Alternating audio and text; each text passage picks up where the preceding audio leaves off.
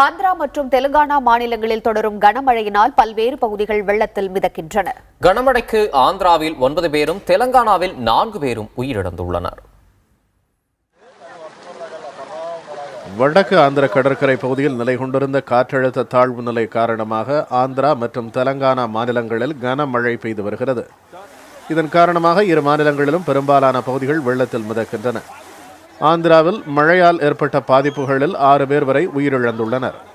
குண்டூர், பிரகாசம், கிருஷ்ணா மற்றும் கர்னூல் ஆகிய பகுதிகளில் கனமழை பெய்து வருகிறது.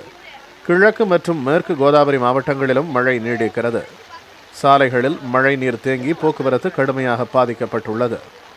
ரயில் போக்குவரத்தும் தடைபட்டுள்ளது. ஹைதராபாத் நகரம் வெள்ளத்தில் மிதக்கிறது. தொடர் கனமழையால் நீர்நிலைகள் நிரம்பி வழிகின்றன. பல்வேறு இடங்களில் மழை நீர் தேங்கி நிற்கிறது. பொதுமக்கள் இடுப்பளவு நீரில் வெளியேறி வருகின்றனர். 2002 से एक बार आया और 2008 में एक बार आया और ये तीसरी बार है.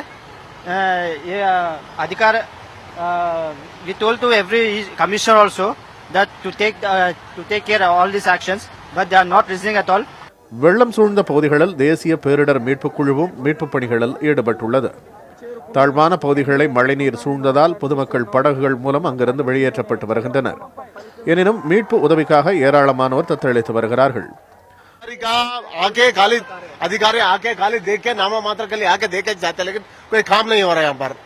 5-7 अभी 5 दिन से बारिश लगातार बारिश हो रहा है, लेकिन कोई काम नहीं हो रहा है.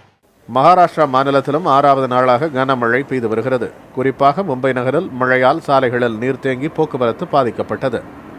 இந்த நிலையில் வடக்கு ஆந்திராவை ஒட்டிய வங்கக்கடல் பகுதியில் காற்றழுத்த தாழ்வு நிலை நீடிப்பதால் ஆந்திரா மற்றும் தெலங்கானா மாநிலங்களில் மிக கனமழைக்கு வாய்ப்புள்ளதாக வானிலை மையம் எச்சரித்துள்ளது.